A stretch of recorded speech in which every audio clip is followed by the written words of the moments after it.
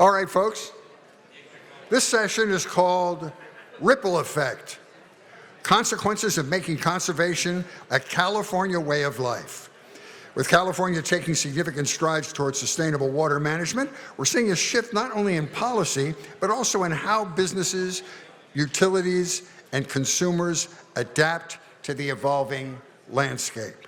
However, as the very large transformation, there are often unintended consequences. Before we get into that, we want to roll you our man on the street interview. It gives you a good grassroots level look at what people are thinking.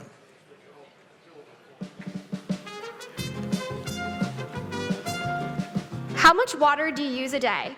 People typically use more than 50 gallons of water a day. I probably use 75 gallons a day. I have no clue. That's way more than 50. Yeah, but I can't control children. I think we use probably around 75 to 100 gallons probably a day, probably more so than the average. I don't think I use that much. Because it's been hot recently, I've run my AC more than I would usually, which I think uses, I'm not even sure, see? This is how much electricity I don't know. What does conservation mean to you? How do you think it plays a role in everyday life here in California? That's a good question. I don't know how it plays a role, actually, because we're so grossly overcharged for things that I think people don't care because they think they're paying for it, so it slows them down from conserving. Well, I mean, with regards to water, we do live in the desert. It's a limited resource. People should be more mindful of it, myself included. It's going to be probably a problem that gets worse if people don't pay attention to how they live. How do you feel about policies that encourage or require conservation? Are they necessary or do they go too far? They can't go too far, but I like the intent, right? You definitely would, because it makes people aware of it. It really does. Even if it doesn't get passed, that you're thinking about it at that point, right? But it doesn't, I think it needs to be, yeah, definitely a law, but not over invasive, I think, is what I would worry about. They're absolutely necessary because greed is what runs this country. I mean, yes, we've got the John Muirs and we've got people who, Johnny Appleseed and all these people who've preserved, in the natural world, thank God. But corporations don't care about cutting down a tree if they can make a table from it and charge you $3,000. Yeah. So we need regulation. It's sad to say that we need to regulate people's greed, but that's basically it. Are you sure you have this interview? All right. Well, today we're going to unpack some of the complexities and explore the broader implications of California's water policies. And we've got a fantastic panel. Jennifer Hernandez, a seasoned attorney with Holland and Knight, specializing in environmental law. Jennifer will help us understand the legal framework and potential conflicts emerging from new conservation laws. Welcome to you, Jennifer. We're going to have Maureen Erbeznik, a consultant who has worked extensively with California's retail water suppliers. Maureen will share her experiences working on the ground with utilities, exploring both the feasible and challenging aspects of these conservation regulations. And joining us remotely from Sacramento, Karla Nemeth, the director of the California Department of Water Resources. Under her leadership, the DWR has been at the forefront of the Conservation as a Way of Life initiative. Karla is joining us virtually today and will offer some insights into the policy's objectives and the balance between sustainability and implementation. Jennifer, I'm going to start with you. As someone who's deeply involved in the legal side,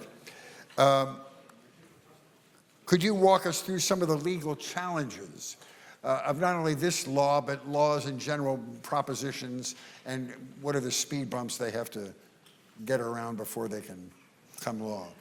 Sure. So I think I'd like to start with a confession. I am not a peaceful speaker.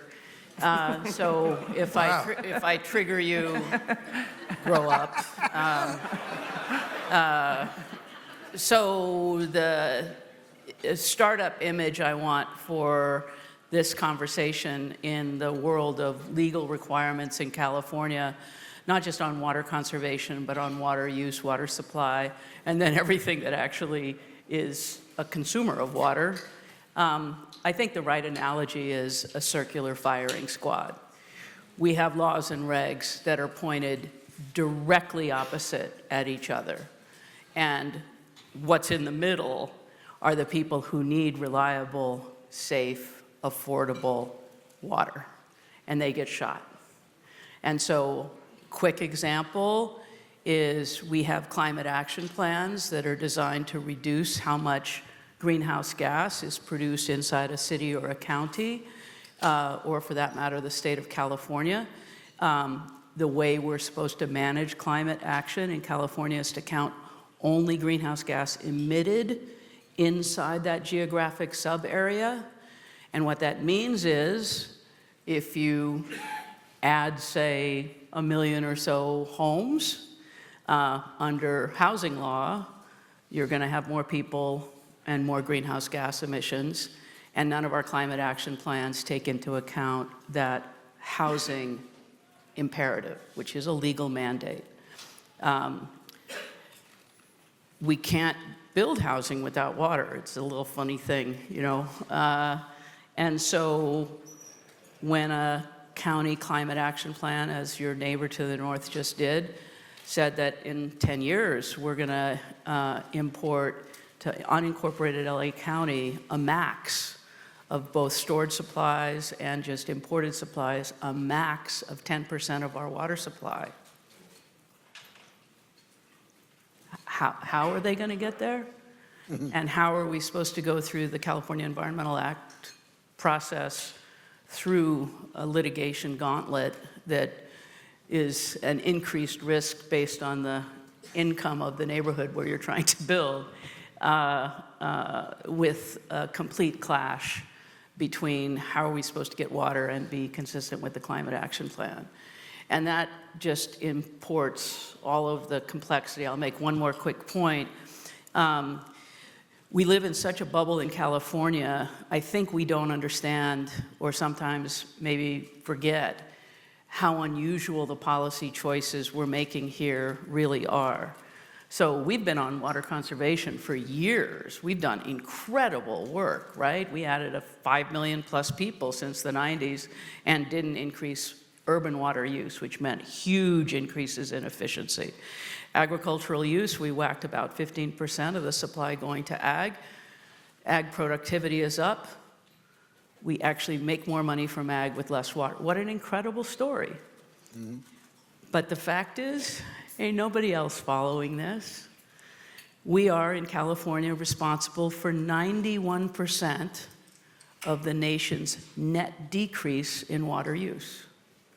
Only we are decreasing water use. I went to the environmental conference in Texas, and they're like, we're growing, we're going to need more water, and so where are we going to get it? Okay, we're going to get it from these three sources. There was no, we can't make it. No, ever since Roman times and well before then, we've had to manage water as a resource in civilization, whether for ag or for cities or for anything else. And in 49 states, they manage water as a resource to meet the needs of their people. In our state, we've decided people are a little bit less important. Certainly ag and business is a lot less important. And so we focus on conservation, in my judgment, to the exclusion and to the direct economic harm, especially of lower income people who pay the highest rates. We pay the highest water rates in the nation. We also have the highest defaults on water utility bills in the nation. Do you think something's wrong with the overall picture? So we've squeezed water conservation. The new regime is now, are we at blood from a turnip? I would argue so. Hard to get that extra blood. Really, really, really, really expensive. And where are those costs going to go? By rate, which means by people who frankly can't afford what they're already paying. So that's my opener for you, circular firing squad. Interesting, and we're in the western United States, and so we on paper, we have worse of a water problem than most other parts of the country because we're borrowing it. So, but we're still able to conserve. Well, we're not, though. Actually, we're in great shape compared to like Nevada, Texas, Arizona, which are all also good on conservation. They're just also really, really fixated on having reliable, safe supplies, which is managing an infrastructure. Right. And we're preservation of amber-like conditions that existed when the boomers were kids, which was perfect, and we had half as many people, and that was perfect too. And so who let in all these new people? We don't like that. So, Maureen, you work on the ground with the retail water suppliers. What are your challenges these days? Well, with the new regs, I'm not sure how much everyone understands the making conservation a California way of life. What's in the regs? There's really three components. One is it sets a water budget, agency specific, based upon efficient use of water in that community. It also has some CII performance measures and then some comprehensive reporting. And so the budget, which in essence makes sense because we all can operate on a budget, it makes sense, efficient use of water indoors, efficient use of water outdoors based upon your land area and the weather, and then also a standard for water loss. All of that makes sense. The problem is it's costly. The state estimates that it's going to cost about $13 billion to implement these new regs for the water agencies, and we're probably spending about 50 to 70 million right now, and that 13 billion I think is underestimated by probably 100% because they are assuming each water agency now has a specific target, and some water agencies like the West retail water agencies in the west part of Orange County and the southern part of Orange County, they're on track to probably meet their objective. They still have to do all the CII performance measures and reporting, so there's still costs associated with it, but the ones that aren't on track, sort of the northern county municipalities and, Inland Empire, Central Valley, it's going to be extremely costly for them to implement these programs. So, because basically, as the standards get tighter, there's an indoor standard and an outdoor, as it gets tighter, you can't, based on the 2040 standard, you can't really irrigate a lawn. So that means you got to get rid of lawns. Well, what does it cost to get rid of lawns? We got to incentivize people. They made the estimate that at what it's going to cost is keeping it at the current incentive, like somewhere $1 or $2 a square foot. Well, we're never going to get there till you maybe it's 4 to 5 times that level, right? And as well as all of the support you have to do to help people through those types of projects. They're not easy. And the harder ones that get hit are the, as Jennifer was saying, the disadvantaged, underserved communities. So there's those costs. And then just in general, you have to, which this isn't a bad part, you have to build a workforce. Like we're talking about going from spending $50 million a year to $1 billion a year, somewhat more in the realm of what the electric utilities spend. And that means we've got to manufacture better products. We've got to change the whole supply chain. We've got to train people. We've got to recruit them. And this is a really compressed time period. It's going to be a true market transformation. And really much more challenging than, I know I would put it akin to solar, but really it's probably more challenging because people have a different connection with their landscapes. It's more complicated in regards to soil, sun, and all these other things. So it's going to take a long time, a lot of money, and it's a lot of times not going to be cost effective. If your water's costing you $500 an acre foot and it's going to cost you $3,500 an acre foot to save it, that's what that's going to mean is that it's going to end up impacting the utility and the ratepayer. Thank you so much. Karla, the Department of Water Resources has been instrumental in shaping this Conservation as a Way of Life program, but there are always unintended consequences of huge programs like this. What have been some for this program? Yeah, thank you. I hope you all can hear me. We can. Okay. I'm going to talk slow because I have a slight echo on my end. And just for the room, I cannot see you, so Good. bear with me. But I want to just start by thanking you for inviting me. This is just a crucial topic for California and how we manage water going forward, which has just pressure points across the board, no doubt about that. I would say, one, just listening to the previous speakers, I apologize if this is too casual, but I certainly get what you're putting down. And I agree that we have some real challenges in the state and how we connect various policy approaches that are, now under, frankly, this real broad focus on climate and the way that they interact. And so it really is opportunities like this that allow us to tune up those interconnections and stay focused on how we write laws in the state and how implementable those laws are. I think that the 2018 legislation was a complex piece of legislation. As a previous speaker said, we've got sort of three components, and those three components are meant to work together to feed into an overall agency budget. There's a degree of variance that individual agencies can sort of apply for, if you will, on with some of the conservation targets, we've got probably 30% of California's water agencies already meeting those. We have 30% that the regs would require, about less than 10% reduction. And then we've got another third, basically, that will have to do significantly more than 10%. And that's hard, and that's going to be hard moving forward for all the reasons folks mentioned, in a large part, largely due to affordability issues, and lots of the cheap stuff, frankly, has been done. And so these places where, we've got, just very warm, warm temperatures, the real focus is outdoor landscaping, and it is not easy, and it is expensive when you're sort of taking out lawns, if you will. You oftentimes need to re-irrigate.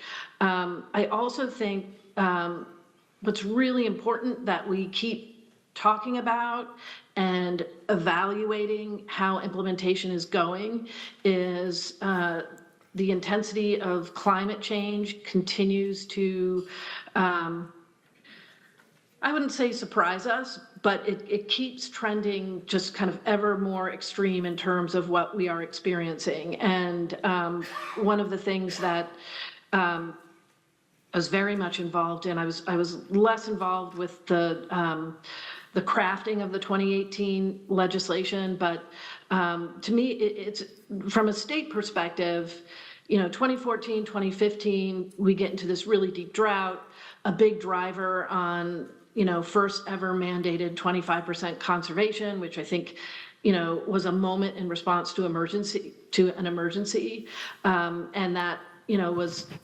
not effective as we wanted it to be, in part because it generated lots of challenges at the local level for folks who had already been doing lots of conservation. But the notion in 2015 was really, which I think, when we get into these drought moments that where we really start pushing again as Californians on the need to conserve, in that moment in time, we're all thinking about, when's the end of this drought? And always hard to say, always unpredictable. And so, so in 2015, really the impetus behind that, mandatory 25% reduction was, we don't know where the end is. I think the positive thing is that California moved off of that relatively quickly, and that gave us the 2018 legislation. And then fast forward to 2021, where we really we're now, back in a pretty rough drought. And that was really a game changer for me, because I think it was the moment at which on the state level, at the Department of Water Resources, we really started pulling together, okay, these climate signals are getting very intense. And even though we have an expectation that precipitation will continue to be variable in California, maybe a little bit drier in the southern parts of the state, but sort of we move water all over the place. So, but our big challenge was the expression of warming temperatures, which are really just going in one direction, and the pressure that has on evaporation and dry soils and a real lack of surface water runoff that we'd come to, manage over the past 100+ years. And that gave rise to, Governor Newsom's, hotter, drier strategy. And that was the first time we really started to come up with, how all these, investments needed to work together, and potentially what the role is of conservation, in securing at a broad scale California's water supplies. Now, from my perspective, in Sacramento, trying to understand, state partnership with locals, it's helpful for us to have these aggregate numbers. And those aggregate numbers, however, there's so much sort of devil in the details in terms of how we kind of dig into that and figure out, how to implement. And so in the governor's hotter, drier strategy, I think we identified about sort of 500,000 acre-feet of water that just across California, could be saved essentially, by 2040. And the role that needed to play in contributing to generating new supplies, based on these climate signals of, a drying California. And to me, what's really important about that, and what I think the real sort of generation or sort of next evolution in how we think about conservation is, how conservation interacts with other water supply investments that we need to make. And so in 2021, in working with Governor Newsom, there was a lot of pressure, and to me, it was an interesting moment, sort of staffing both Governor Brown and then Governor Newsom. An interesting moment where, because Brown did one thing, 6 years before that, which was mandatory 25, the impetus, just in terms of, sort of capital P politics, if you will, and the constant sort of pressure of, well, Brown did it, so Newsom, why aren't you doing that? And Newsom, I think, really took the lesson of the 25% and said, we're not doing that. We need to come up with something that works in a more variable way for Californians. We already had the 2018 legislation. So now how do we put that together and start implementing that so that, every time we have a drought, we're not, sort of swinging into emergency.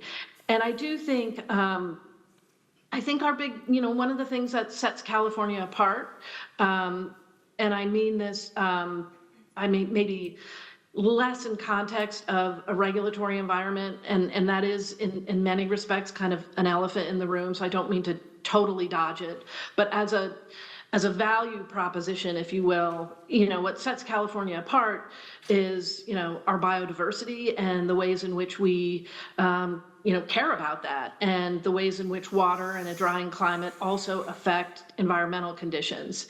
And so, certainly in the previous drought, as it relates to water supplies and some of our bigger systems like the State Water Project and Central Valley Project that, provide water to 27 million Californians and more, is, when we get into these conditions where we got to update regulations. We got to fix those pieces so that our regulatory regime can respond to a new climate, sort of interseasonal, if you will, swings in pretty rapid fashion, which has really borne out in these last couple of years, where we have years that are technically dry but have these huge pulsing storm events. Our regulatory regime is not really equipped to move that nimbly.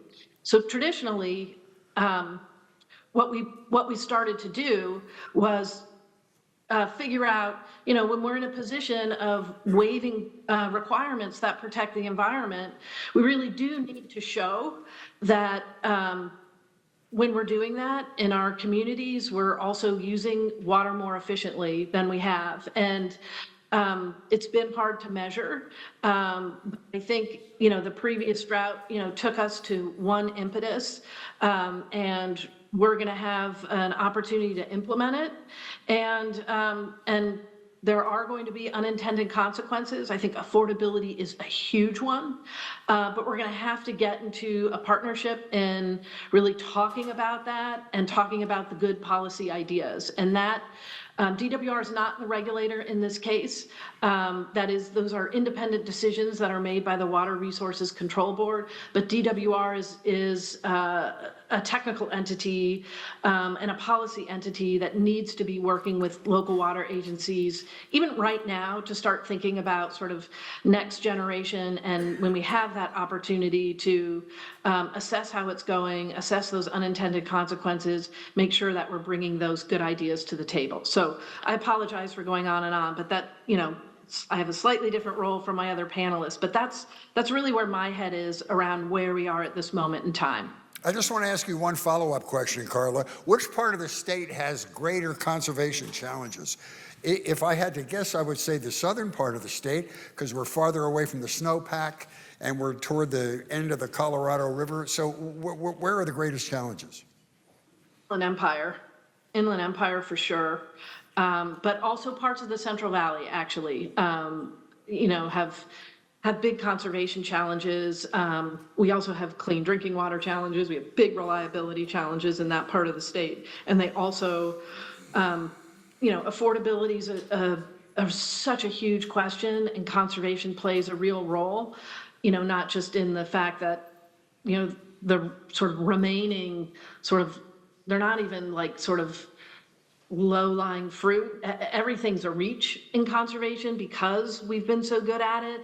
And those reach things are expensive, but they also produce this other challenge to funding other water supply projects that we need. And so the huge pressure on our low-income communities is real. And we're going to need to sort that out. I think that is most acute really in Inland Empire and probably the Central Valley. Interesting. Maureen, in working with the individual water retailers, do you get different amounts of pushback depending on what community you work in from the local residents there? I mean, are there parts of our state or part of your overview where it's more difficult to convince people about conservation than in other areas? I would guess so, but I think just in general, even seeing the people on the streets, when we have, most consumers just are not educated on water use at all. They think they use water more indoors, because that's what they interact with. We have a huge educational problem. I mean, we're talking about affordability, but in general, water is still pretty cheap in a lot of areas. So it's not something that's their top priority, hence making it even harder for them to justify paying for expensive programs and projects too. So yeah, it's definitely community dependent, but I do, agree with Karla that the biggest impact is in the Inland Empire and the Central Valley. Those people are facing, when we were talking about some of those reduction numbers, I'm working with utilities that have 38% reduction requirement to meet the objective. 38%, which means that down in revenue, you're already facing water loss standards that you have to meet, you're already facing regulations and aging infrastructure. There's so many things going on that an agency is facing in those areas that it's really challenging. And I feel like cost effectiveness, I think a water budget is a really fair way to have a standard, but it should take into account cost effectiveness. Yeah. Going to the questions, I don't know if you were paying attention to the earlier symposium we had, but we had some great questions about local control of the budget. Whether or not you think it makes sense that people who vote on their water for their area should control the budget, assign the water where it needs to go, and it would be more cost effective than sending it to the state and having the state apportion it wherever they think. Yeah, I did think, Pierce, that was a very interesting topic. I do think local control is better. I mean, we are dealing with a very fragmented industry, though. It does make a challenge where there's 400 plus water agencies. I think it makes it more challenging for things to be. When it's not regional, it's not as cost effective. I do think it should be regional. We have different issues. We have different water use needs down here, a lot more water use outdoors. So it should be customized and thought through. And I like the idea of more control, but it can't get that fragmented to where it's not making good business sense too. Interesting. So Jennifer, I'm going to go off topic now because I've never had the honor of having a chance to talk to an environmental attorney. But I've always wondered about, not so much with water, but with pollution.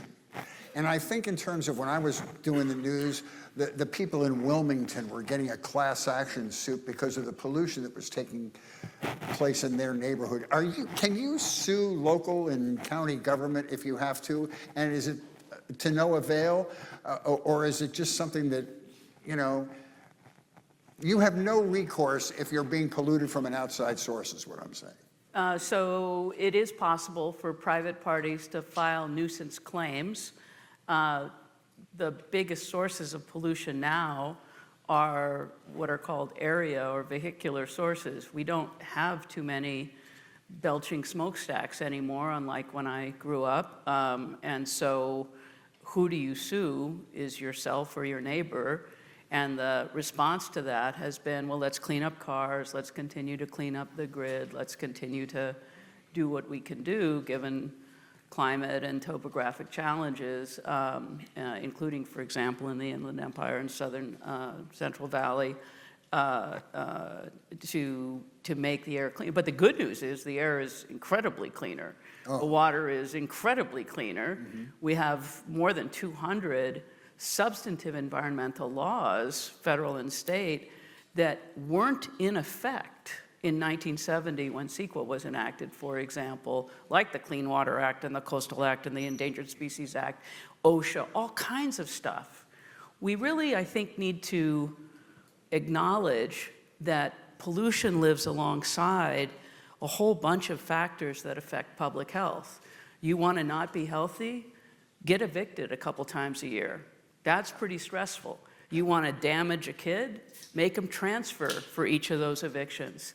There are harms to public health and welfare alongside harms to the environment that are no longer, I think, recognized or respected. The simple example of this, which is one of, I think, the three things in my world that needs to be fixed is, we used to have this notion of upward mobility for everybody. We recognized we had a race issue. We have civil rights to make sure upward mobility can be shared. And those were values that came out of the 60s, 70s, 80s, 90s, and then stalled out in the world's going to end because of climate change. Upward mobility and capitalism are both sins. We live part of the time in Berkeley, just need to acknowledge that. And environmental justice is really the only civil right that gets attention anymore. And that's not okay. Nobody voted for that. But each little siloed expert agency or special interest kind of created its own momentum, and civil rights folks who were worried about jobs and education and medical care and criminal justice reform, they each went into their little silos, and frankly, the EJ people got the money. And so what happened with that? That's ridiculous. Nobody voted for that. So it just so happens the worst challenges are going to be in the Inland Empire and Central Valley, where the incomes are lowest and the Latino populations are highest. Those are policy choices. We can add water to the system and not cause disparate economic harms to those least able to afford it. It's a policy choice to focus on conservation over management, over supply. Just last week, we finally got the Sites Reservoir CEQA lawsuit resolved in favor, fortunately, of the reservoir. There's still opportunities to sue that can go on for 2 more decades.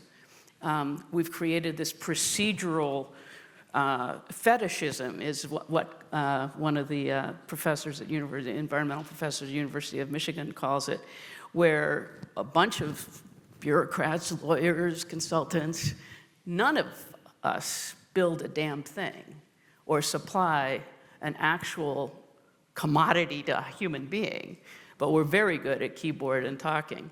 And so we created a ton of process.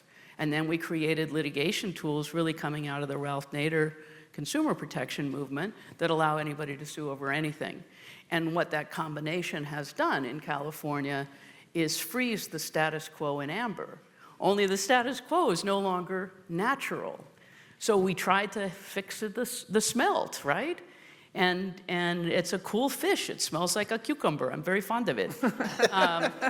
But what we thought was needed, what our best scientists thought was needed, flows, temperature, turned out not to work. And now there's a great quote, we have a novel ecosystem. That's right, there's a lot of people who didn't live here. We've already managed water to a certain extent, not to the planned extent, certainly not to the planned extent for population levels that we have now. We have a novel ecosystem for which proper management can no longer amount to a narrow focus on the most endangered fish, but must grapple with modern realities that make a return to pristine condition impossible. It is important for us to acknowledge that California is not natural California. The forests we have today are not the forests I grew up with. 100 years of fire suppression, measured absolutely objectively with tree ring data, interrupted that every 10-year light fire cycle. And now we have different forests. So it's okay, they're different, but that means we can't just be attached to preserving the status quo. We had, in the early part of last century, a 7-year drought. There was no climate change. We have an incredibly irregular climate. We do have much, much higher storm damage than we used to. But is that from meteorological conditions, or is that because there's a heck of a lot more damage you can cause to Miami in 2024 than you could have caused in 1964? Think about the property, think about the concentration of wealth. But you know what we have less of from climate storms is deaths. We've managed to kind of, all over the world, do a ton more mitigation, adaptation, not a new concept, the Dutch figured it out a few centuries ago, to protect against extreme weather, at least to protect people. And so we don't need to be negative about climate, we need to acknowledge climate changes. That's how Yosemite was created, and we can adapt to it, but and instead our top priority is making Latinos in the Central Valley and the Inland Empire poorer, because they can't have the trees that we're supposed to have to avoid heat island effect. That's an example of a policy choice that I think is both unjust and ineffective. It doesn't protect us from the next 7-year drought. It just puts a few more people in a few more positions of yammering at each other and imposing costs on people who can least afford it. I think it's time to just call this and say, really? Is that the best California? Is that our leadership? Is that the best we can do? I don't think it is. Fascinating. I feel guilty and I'm fascinated. Hey, Karla, so... Yeah, I gotta respond to that. I agree with a lot of that, but holy cow, I don't think that was fantastic. It was really good. We're not focused on conservation to the exclusion of other water management strategies. Yes, they're very hard to implement and the regulatory environment makes them hard to implement, but I don't think that's accurate to say. But I appreciate the point. Thank you. Plus, you can't negate the man-made aspects of carbon pollution that are changing the climate worse than they did before. So man-made CO emissions are absolutely high, and CO concentrations are absolutely high. The extent to which any of that affects actual weather events is contested by the UN climate panel, not just by, quote, climate deniers. I don't know if there's a climate denier in the room. I know that climate is always changing, and I know that CO emissions. You've never had to take a call from somebody whose outdoor wedding I ruined. That's as a weather forecaster. And that never happened before 10 years ago when we had concentrations of global greenhouse gas emissions, because that's where it counts. I know. Let me ask California is less than 1% of global greenhouse gas emissions. Like, we can stop existing, and it's not doing. It's like, you know, we can stop existing and stop storms in Bangladesh. No, we cannot. So would I rather have money in Bangladesh for weather protection? Yes, I would. And so would they. And they're burning coal. And they're not going to stop burning coal, and neither's India, and neither's China, and neither now is Germany, for God's sake. Yeah. So, I mean, where are we with this agenda? And who are we hurting at what cost? Well said. Okay. Can I just chime in here? Wait a minute, Karla. We're out of time. I know. No, I'm not being. She said she was going to be spicy. You know, we got so into the weeds there that we are out of time. I have to allow the audience one chance to ask a question. And you may be included in this, so hang on. Do we have one audience question? Yes, sir. You talked about a 1% solution when you addressed Waco some months back. Would you talk briefly about the 1% solution? 1% solution. Sure. Referencing Waco. I just have to tell the rest of it. So California is by far the most populous state in the nation. It's a pretty big state. How many people think more than 20% of California is developed for human uses?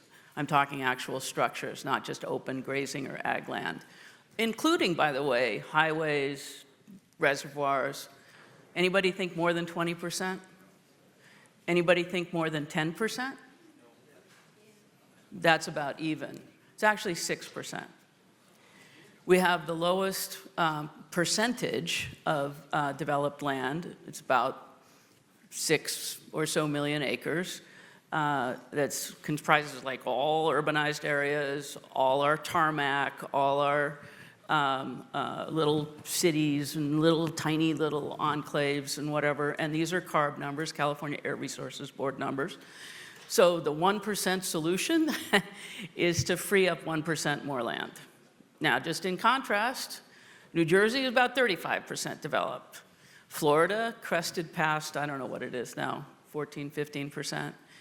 Taking us from 6 to 7% and opening land is one of the absolute most effective ways to solve climate change, to solve affordable home ownership, and to actually just give everybody who wasn't here when the Brady Bunch was in first run a shot. I mean, really.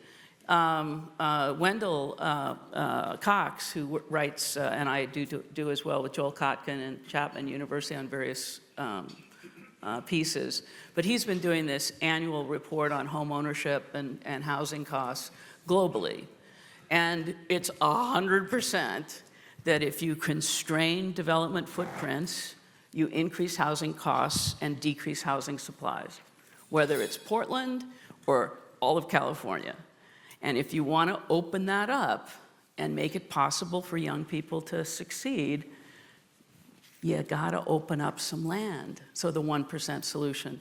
I'll also just note that the transportation solution that has popped out of the ether, really, is not buses, nope, not trains, nope, not even cars, although cars are obviously 97% of California's transportation. But it's Zoom. It's working from home. It's working remotely. It's working in a collaborative space that's a lot closer to headquarters and getting together less frequently in person. So we can invent our way through so much, but we can't if our only emphasis is don't change anything, and if you do, only mess with what's already messed up. We can't afford that. That's the 1% solution. Wow. Karla, if you were here, we could have made this a C-SPAN special. Give our guests a round of applause. That was awesome. That was fantastic, Jennifer. Thank you so much.